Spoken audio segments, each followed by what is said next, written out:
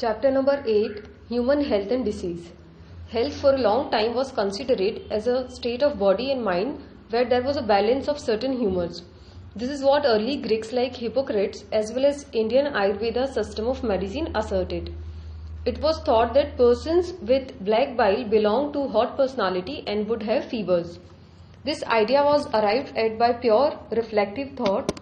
The discovery of blood circulation by William Harvey using experimental method and the demonstration of normal body temperature in persons with black bile using thermometer disproved the good humor hypothesis of health. In later years, biology stated that mind influences through neural system and endocrine system, our immune system, and that our immune system maintains our health. Hence, mind and mental state can affect our health. Of course, health is affected by first, genetic disorders, deficiency with which a child is born, and deficiencies or defects which the child inherits from parents from birth.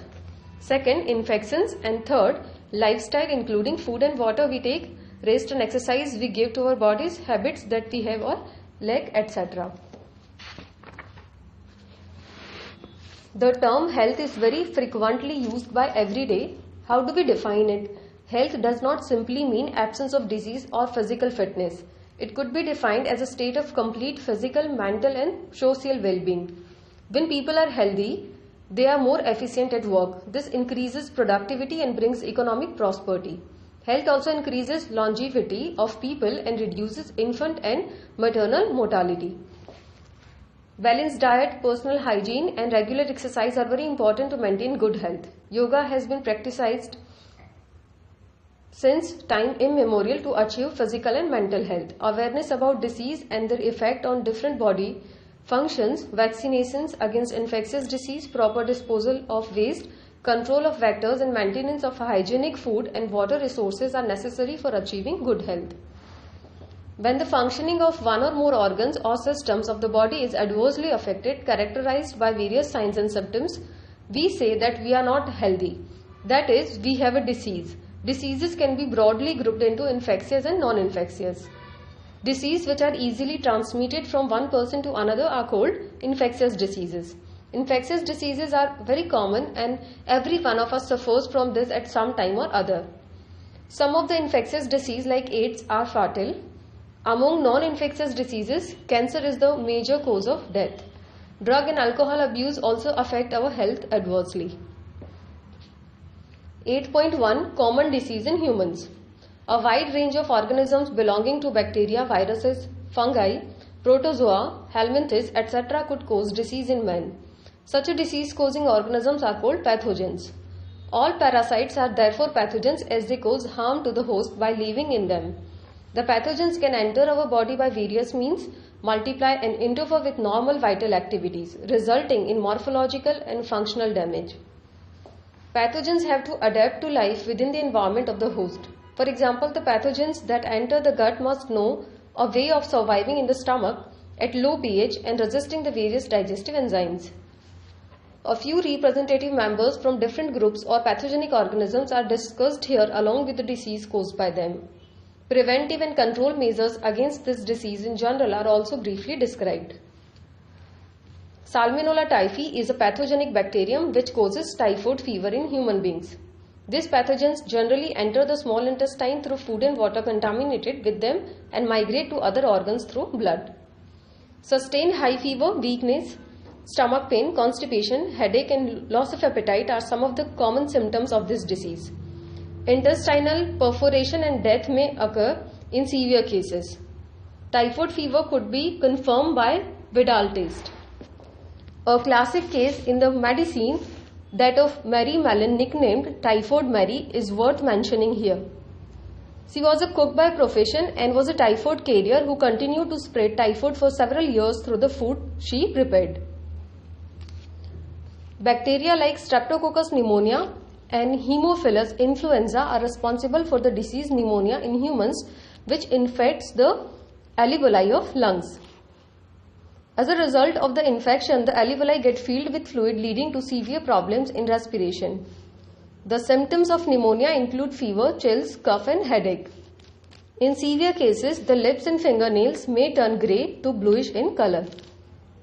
A healthy person acquires the infection by inhaling the droplets or aerosols released by the infected person, or even by sharing glasses and utensils with an infected person. Dysentery, plague, diphtheria, etc. are some of the other bacterial diseases in men. Many viruses also cause disease in human beings.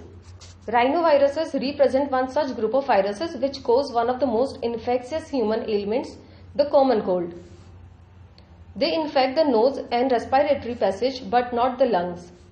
The common cold is characterized by nasal congestion and discharge, sore throat, hoarseness, cough, headache, tiredness, etc., which usually lasts for 3 to 7 days. Droplets resulting from cough or sneeze of an infected person are either inhaled directly or transmitted through contaminated objects such as pens, books, cups, doorknobs, computer keyboards or mouse, etc., and cause infection in a healthy person. Some of the human diseases are caused by protozoa too. You might have heard about malaria, a disease man has been fighting since many years. Plasmodium, a tiny protozoa, is responsible for this disease. Different species of Plasmodium are responsible for different types of malaria. Of this, malignant malaria caused by Plasmodium falciparum is the most serious one and can even be fatal. Let us take a glance at the life cycle of Plasmodium, figure 8.1. Plasmodium enters the human body as sporozoites through the bite of infected female Anopheles mosquito. The parasites initially multiply within the liver cells and then attack the red blood cells, resulting in their rupture. The rupture of RBCs is associated with release of a toxic substance, hemozoin, which is responsible for the chill and high fever recurring every 3 to 4 days. When a female Anopheles mosquito bites an infected person, these parasites enter the mosquito's body and undergo further development. The parasites multiply within them to form sporozoites that are stored in their salivary glands. When these mosquitoes bite a human, the sporozoites are introduced into his or her body, thereby initiating the events mentioned above. It is interesting to note that the malarial parasite requires two hosts, human and mosquitoes, to complete its life cycle. The female Anopheles mosquito is the vector 2. Entamoeba histolytica is a protozoa parasite, is the large intestine of human which causes amoebiasis. Symptoms of the disease include constipation, abdominal pain and cramps, stools with excess mucus and blood clots. Houseflies act as a mechanical carriers and serve to transmit the parasite from feces of infected person to food and food products, thereby contaminating them. Drinking water and food contaminated by the fecal matter are the main source of infection. Ascaris, the common roundworm, and Vaucheria, the filarial worm, are some of the helminthids which are known to be pathogenic to man. Ascaris, an intestinal parasite, cause ascariasis. Symptoms of this disease include internal bleeding, muscular pain, fever, anemia, and blockage of the intestinal passage. The eggs of the parasite are excreted along with the feces of infected persons which contaminate soil, water, plants, etc. A healthy person acquires this infection through contaminated water, vegetables, fruits, etc. Vaucheria, the filarial worms, causes a slowly developing chronic inflammation of the organs in which they live for many years, usually the lymphatic vessels of the lower limbs, and the disease is called elephantitis or filariasis. The genital organs are also often affected, resulting in gross deformities, and these pathogens are transmitted to a healthy person through the bite by the female mosquito vectors. Many fungi belonging to the genera Microspum, Trichophyton and Epidermophyton are responsible for ringworms, which is one of the most common infectious diseases in men. Appearance of dry, scaly lesion on various parts of the body such as skin, nails and scalp are the main symptoms of the disease. These lesions are accompanied by intense itching. Heat and moisture help these fungi to grow, which makes them thrive in skin folds such as those in the groin or between the toes. Ringworms are generally acquired from soil or by using towels, clothes or even the comb or infected individuals. Maintenance of personal and public hygiene is very important for prevention and control of many infectious diseases. Measures for personal hygiene include keeping the body clean, consumption of clean drinking water, food, vegetables, fruits, etc. Public hygiene includes proper disposal of waste and excreta, periodic cleaning and disinfection of water reservoirs, pools, cesspools and tanks, and observing standard practices of hygiene in public catering. These measures are particularly essential where the infectious agents are transmitted through food and water such as typhoid, amoebiasis and ascariasis. In cases of airborne disease such as pneumonia and common cold, in addition to the above measures, close contact with infected persons or their belongings should be avoided. For disease such as malaria and filariasis that are transmitted through insect vectors, the most important measure is to eliminate the vectors and their breeding places. This can be achieved by avoiding stagnation of water and the around residential areas, regular cleaning of household coolers, use of mosquito nets, introducing fishes like gambusia in ponds that feed on mosquito larvae, spraying of insecticides in ditches, drainage areas and swamps, etc. In addition, doors and windows should be provided with wire mesh to prevent the entry of mosquitoes. Such precautions have become all the more important, especially in the light of recent widespread incidences of the vector-borne diseases like dengue and chikungunya in many parts of India. The advancement made in biological science have armed us to effectively deal with many infectious diseases. The use of vaccines and immunization programs have enabled us to completely eradicate a deadly disease like smallpox. A large number of other infectious diseases like polio, diphtheria, pneumonia and tetanus have been controlled to a large extent by the use of vaccines. Biotechnology is at the verge of making available newer and safer vaccines. Discovery of antibiotics and various other drugs has also enabled us to effectively treat infectious diseases. 8.2 Immunity. Every day we are exposed to large number of infectious agents. However, only a few of these exposures result in disease. Why? This is due to the fact that the body is able to defend itself from most of these foreign agents.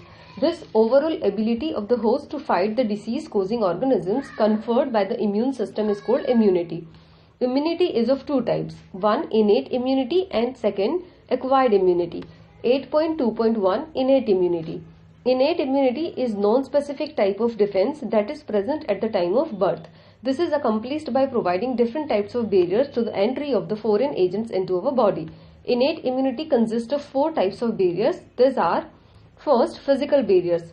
Skin on our body is the main barrier which prevents entry of the microorganisms. Mucous coating of the epithelium lining, the respiratory, gastrointestinal and urogenital tracts also help in trapping microbes entering our body. Second, physiological barriers. Acid in the stomach, saliva in the mouth, tears from eyes all prevent microbial growth. Third, cellular barriers. Certain types of leukocytes of our body like polymorphonuclear leukocytes and monocytes and as well as macrophages in tissue can phagocytose and destroy microbes. Fourth, cytokine barriers. Virus-infected cells secrete proteins called interferons which protect non-infected cells from further viral infection. 8.2.2 Acquired immunity. Acquired immunity on the other hand is pathogen specific. It is characterized by memory. This means that our body, when it encounters a pathogen for the first time, produces a response called primary response, which is of low intensity. Subsequent encounter with the same pathogen elicits a highly intensified secondary or anamnestic response. This is ascribed to the fact that our body appears to have memory of the first encounter. The primary and secondary immune responses are carried out with the help of two special types of lymphocytes present in our blood, that is B lymphocytes and T lymphocytes. The B lymphocytes produce an army of protein in response to pathogens into our blood to fight with them. These proteins are called antibodies. The T cells themselves do not secrete antibodies but help B cells produce them. Each antibody molecule has 4 peptide chains, 2 small called light chains and 2 longer called heavy chains. Hence, an antibody is represented as H2L2. Different types of antibodies are produced in our body. IgA, IgM, IgE, IgG are some of them. A cartoon of an antibody is given in figure 8.4. Because of this, antibodies are found in the blood. The response is also called as humoral immune response. This is one of the two types of our acquired immune response, antibody mediated. The second type is called cell mediated immune response or cell mediated immunity, the T lymphocytes mediated CMI. Very often When some human organs like heart, eye, liver, kidney fail to function satisfactorily, transplantation is the only remedy to enable the patient to live a normal life. Then a search begins to find a suitable donor. Why is it that the organs cannot be taken from just anybody? What is it that the doctor reject grafts from just any source? An animal, another primate or any human beings cannot be made since the grafts would be rejected sooner or later. Tissue matching, blood group matching are essential before undertaking any graft or transplant, and even after this the patient has to take immunosuppressant all his or her life. The body is able to differentiate self and non-self, and the cell-mediated immune response is responsible for the graft rejection. 8.2.3 Active and passive immunity. When a host is exposed to antigens, which may be in the form of living or dead microbes or other proteins, antibodies are produced in the host body. This type of immunity is called active immunity. Active immunity is slow and takes time to give its full effective response. Injecting the microbes deliberately during immunization or infectious organisms gaining access into body during natural infection induce active immunity.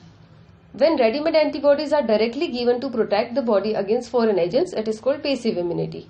Do you know why mother's milk is considered very essential for the newborn infant? The yellowish fluid, colostrum, secreted by mother during the initial days of lactation has abundant antibodies to protect the infant. The fetus also receives some antibodies from their mother through the placenta during pregnancy. These are some examples of passive immunity. 8.2.4 Vaccination and immunization. The principle of immunization or vaccination is based on the property of memory of the immune system. In vaccination, a preparation of antigenic proteins of pathogen or inactivated or weakened pathogen are introduced into the body. The antibodies produced in the body against these antigens would neutralize the pathogenic agents during actual infection. The vaccines also generate memory B and T cells that recognize the pathogen quickly on subsequent exposure and overwhelm the invaders with a massive production of antibodies. If a person is infected with some deadly microbes to which quick immune response is required, as in tetanus, we need to directly inject the performed antibodies or antitoxin. Even in cases of snake bites, the injection which is given to the patients contain performed antibodies against the snake venom. This type of immunization is called passive immunization. Recombinant DNA technology has allowed the production of antigenic polypeptides of pathogen in bacteria or yeast. Vaccines produced using this approach allow large-scale production and hence greater availability for immunization. That is hepatitis B vaccine produced from yeast.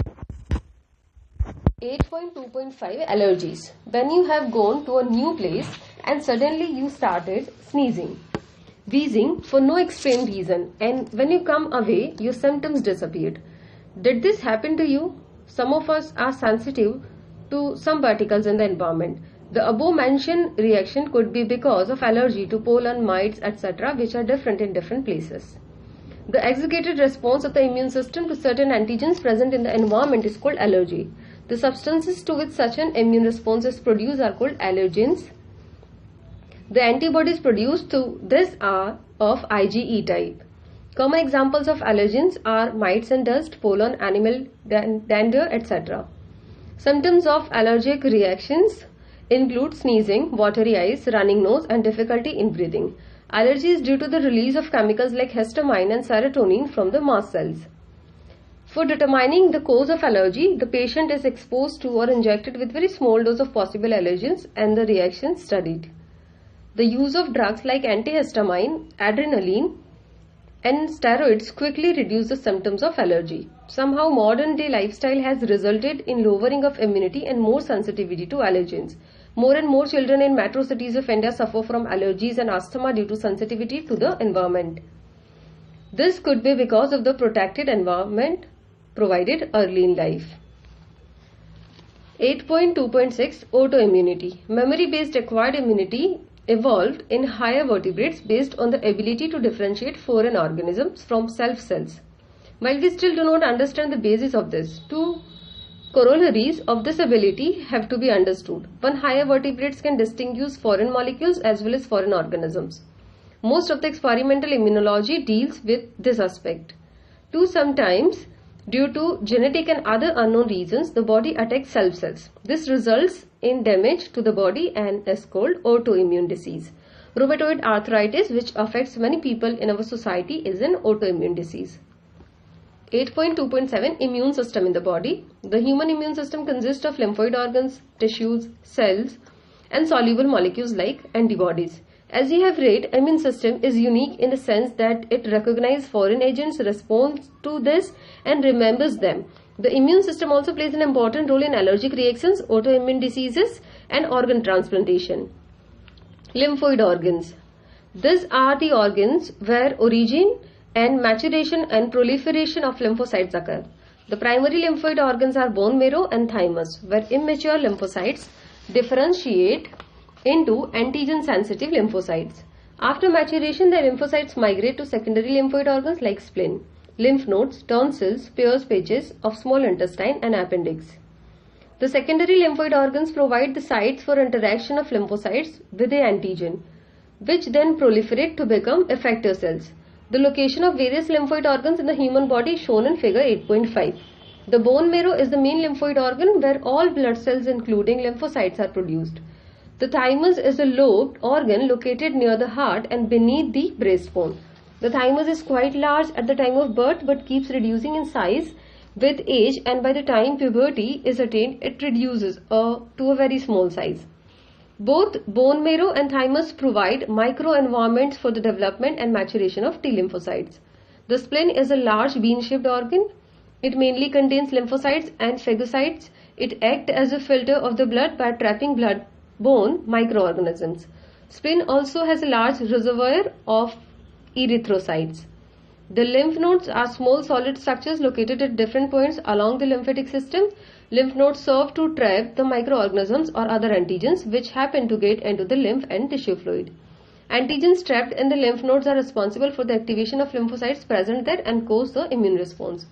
There is lymphoid tissue are also located within the lining of the major tracts, called the mucosal associated lymphoid tissue (MALT). It constitutes about 50% of the lymphoid tissue in human body. 8.3 AIDS. The word AIDS stands for acquired immunodeficiency syndrome. This means deficiency of immune system acquired during the lifetime of an individual, indicating that it is not a congenital disease. Syndrome means a group of symptoms. AIDS was first reported in 1981, and in the last 25 years or so, it has spread all over the world, killing more than 25 million persons. AIDS is caused by the human immunodeficiency virus, a member of a group of viruses called retrovirus, which have an envelope enclosing the RNA genome.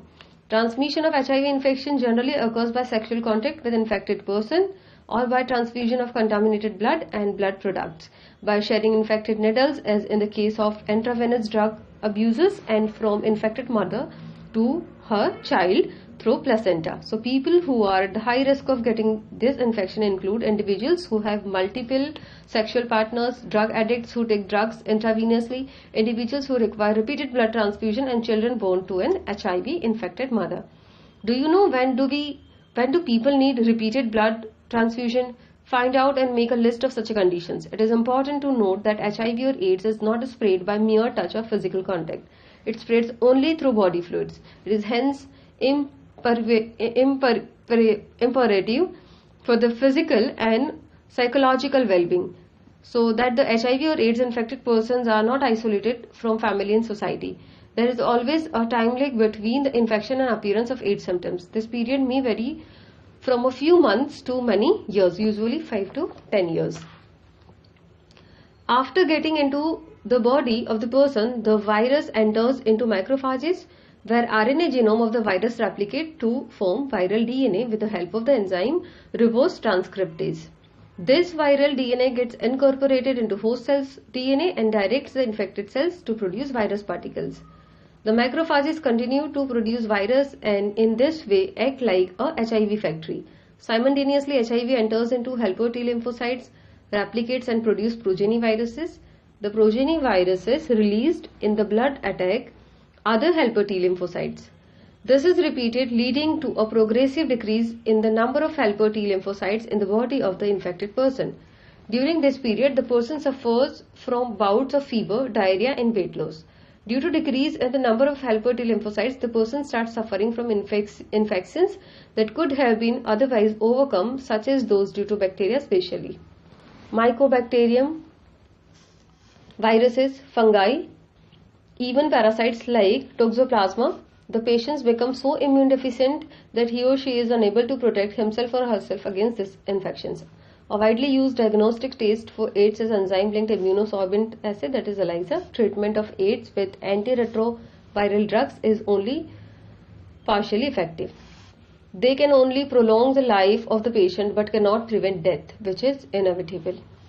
Prevention of AIDS.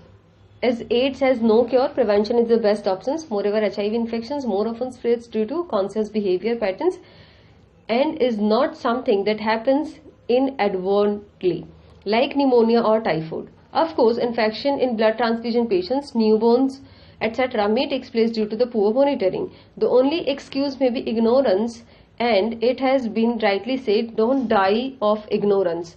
In our country, the National AIDS Control Organization and other non-governmental organizations are doing a lot to educate people about AIDS. WHO has started a number of programs to prevent the spreading of HIV infection, making blood safe from HIV, ensuring the use of only disposable needles and syringes in public and private hospitals and clinics, free distribution of condoms, controlling drug abuse, advocating safe sex, and promoting regular checkups for HIV in susceptible populations are some such steps taken up.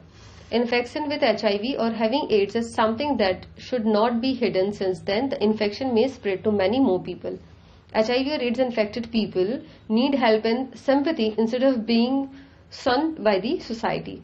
Unless society recognizes it as a problem to be dealt with in a collective manner, the chances of wider spread of this disease increase manifold. It is malady that can only be tackled by the society and medical fraternity acting together to prevent the spread of the disease. 8.4 Cancer. Cancer is one of the most dreaded diseases of human beings and is a major cause of death all over the globe. More than 1 million Indians suffer from cancer and a large number of them die from it annually. The mechanism that underlie development of cancer or oncogenic transformation of cells, its treatment and control have been some of the most intense areas of research in biology and medicine. In our body, cells growth and differentiation is highly controlled and regulated. In cancer cell, there is breakdown of these regulatory mechanisms. Normal cells show a property called contact inhibition, by virtue of which contact with other cells inhibits their uncontrolled growth. Cancer cells appears to have lost this property. As a result of this, cancerous cells just continue to divide, giving rise to masses of cells called tumors. Tumors are of two types, benign and malignant. Benign tumor normally remain confined to their original location and do not spread to the other parts of the body and cause little damage. The malignant tumors, on the other hand, are a mass of proliferating cells called neoplastic or tumor cells. These cells grow very rapidly, invading and damaging the surrounding normal tissues. As these cells actively divide and grow, they also starve the normal cells by competing for vital nutrients. Cells flood from such tumors reach distant sites through blood, and wherever they get lodged in the body, they start a new tumor there. This property, called metastasis, is the most feared property of malignant tumors. Causes of cancer. Transformation of normal cells into cancerous neoplastic cells may be induced by physical, chemical or biological agents. These agents are called carcinogens. Ionizing radiations like X-ray and gamma rays are non-ionizing radiations like UV causes DNA damage, leading to neoplastic transformation. The chemical carcinogens present in tobacco smoke have been identified as a major cause of lung cancer. Cancer-causing viruses called oncogenic viruses have genes called viral oncogenes. Furthermore, several genes called cellular oncogenes or proto-oncogenes have been identified in normal cells, which when activated under certain conditions could lead to oncogenic transformation of the cell. Cancer detection and diagnosis. Early detection of cancer is essential as it allows the disease to be treated successfully in many cases.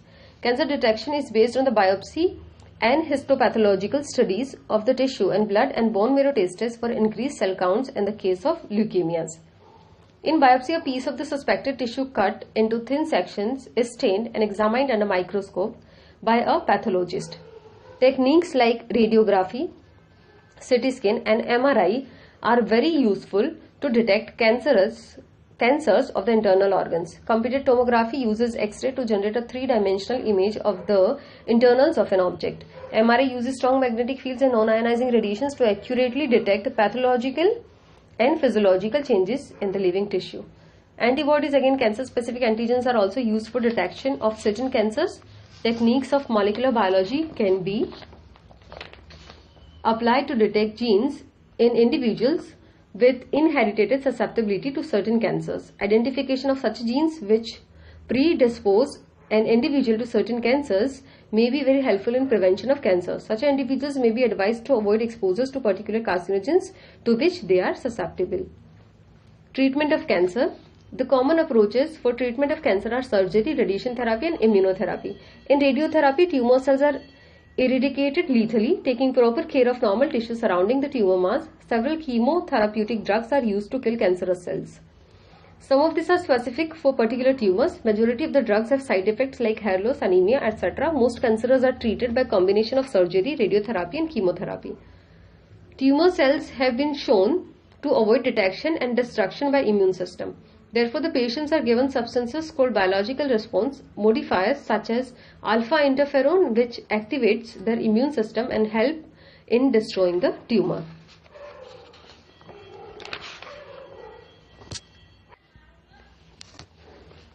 (8.5) Drugs and alcohol abuse. Surveys and statistics show that use of drugs and alcohol has been on the rise, especially among the youth. This is really a cause of concern as it could result in many harmful effects. Proper education and guidance would enable youth to safeguard themselves against this dangerous behavior patterns and follow healthy lifestyles. The drugs which are commonly abused are opioids, cannabinoids and coca alkaloids. Majority of these are obtained from flowering plants, some are obtained from fungi. Opioids are the drugs which bind to specific opioid receptors present in our central nervous system and gastrointestinal tract. Heroin, commonly called smack, is chemically diacetyl morphine, which is a white, odorless, bitter crystalline compound. This is obtained by acetylation of morphine, which is extracted from the latex of poppy plant, Papaver somniferum. Generally taken by snorting and injection, heroin is a depressant and slows down body functions. Cannabinoids are a group of chemicals which interact with cannabinoid receptors present principally in the brain. Natural cannabinoids are obtained from the inflorescence of the plant Cannabis sativa.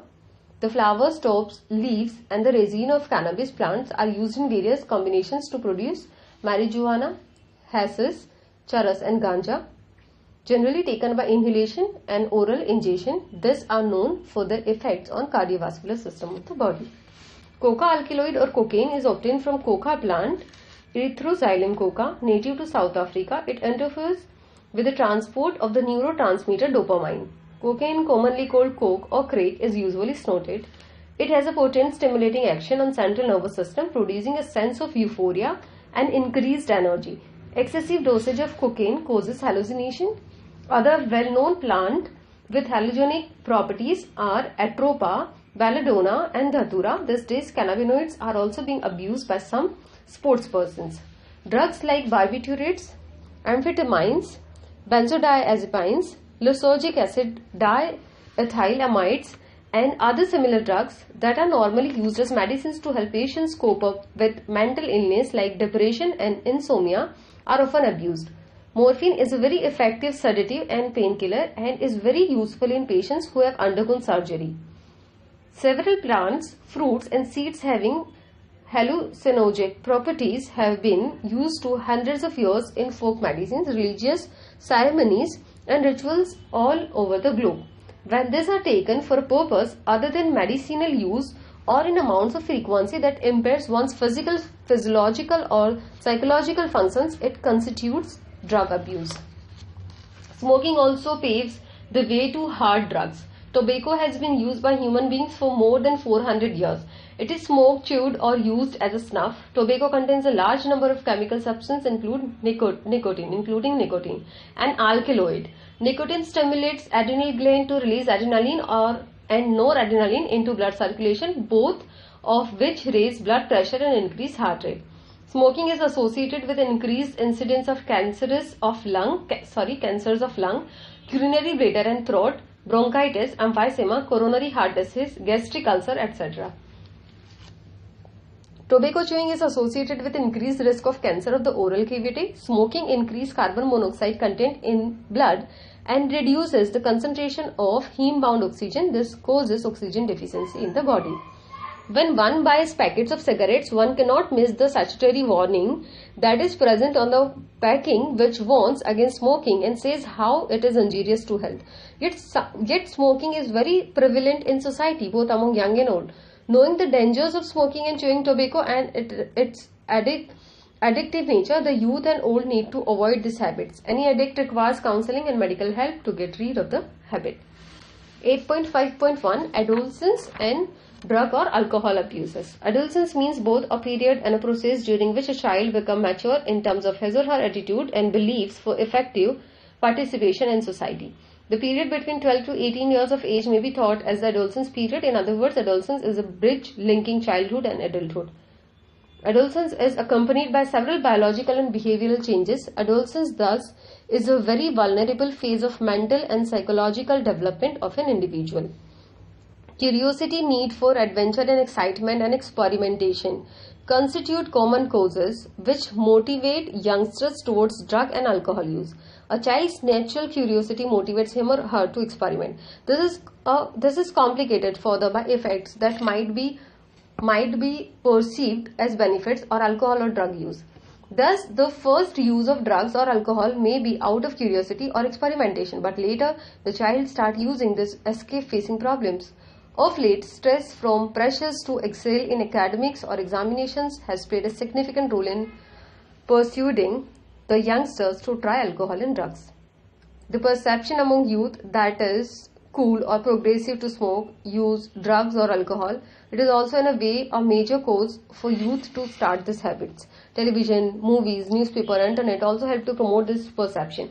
Other factors that have been seen to be associated with drug and alcohol abuse among the adolescents are unstable or unsupportive family structures and peer pressure.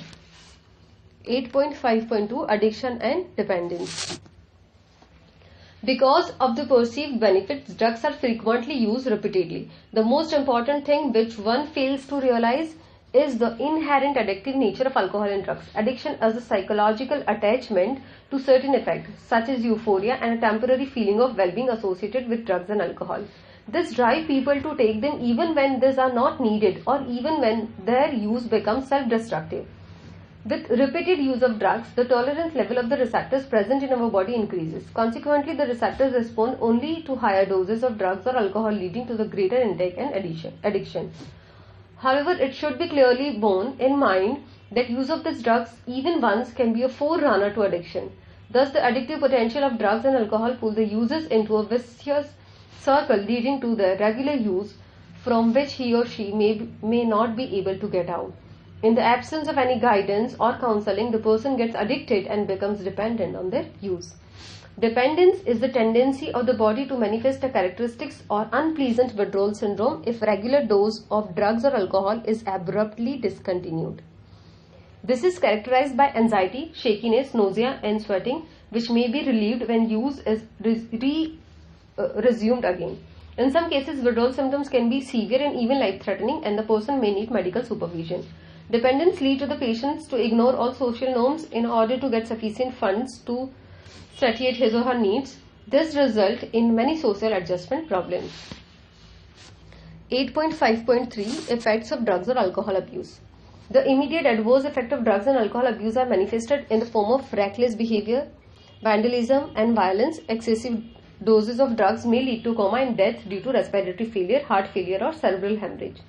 A combination of drugs or their intake along with alcohol generally results in overdosing and even deaths. The most common warning signs of drug and alcohol abuse among the youth include drop in academic performance, unexplained absence from school, college, lack of interest in personal hygiene, withdrawal, isolation, depression, fatigue, aggressive and rebellious behavior, deteriorating relationships with family and friends, loss of interest in hobbies, change in sleeping and eating habits, fluctuations in weight and appetite, etc. There may even be some far-reaching implications of drug-alcohol abuses. If an abuser is unable to get money to buy drugs or alcohol, he or she may turn to stealing. The adverse effects are just not restricted to the person who is using drugs or alcohol. At times, a drug or alcohol addict becomes the cause of mental and financial distress to his or her entire family and friends. Those who take drugs intravenously are much more likely to acquire serious infections like AIDS and hepatitis B. The viruses which are responsible for this disease are transferred from one person to another by sharing or infected needles and syringes. Both AIDS and hepatitis B infections are chronic infections and ultimately fatal. AIDS can be transmitted to one's life partner through sexual contact, while hepatitis B is transmitted through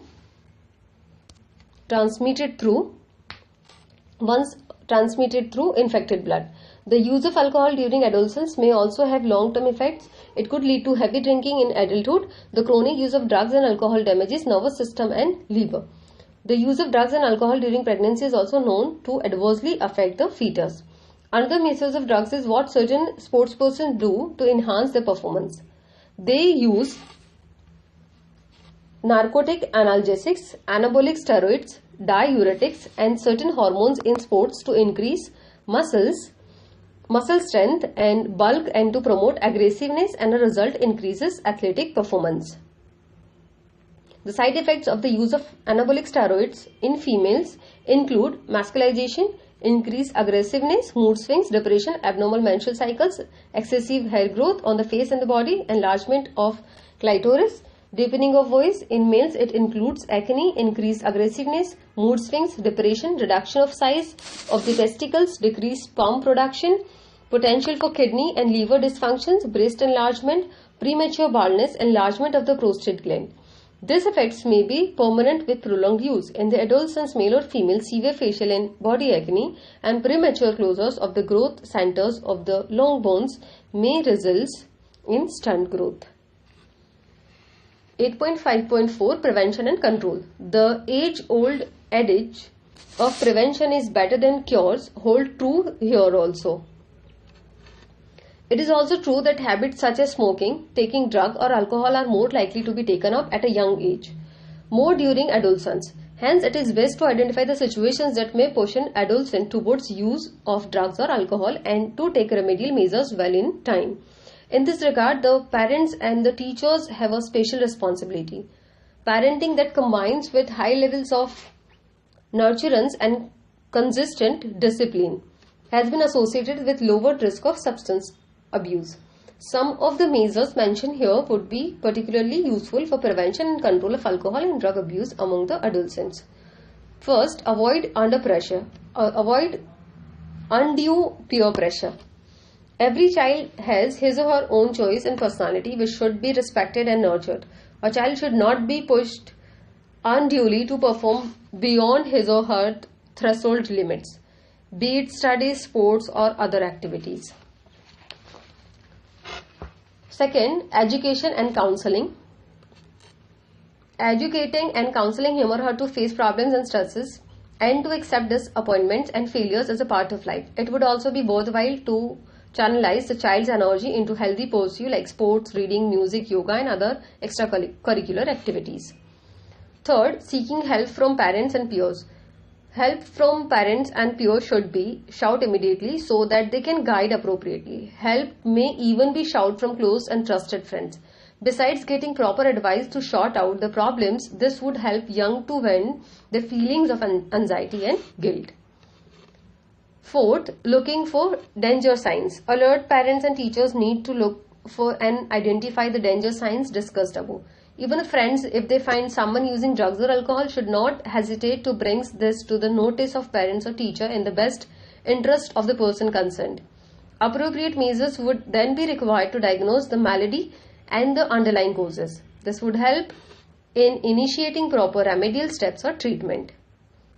Fifth, seeking professional and medical help. A lot of help is available in the form of highly qualified psychologists, psychiatrists,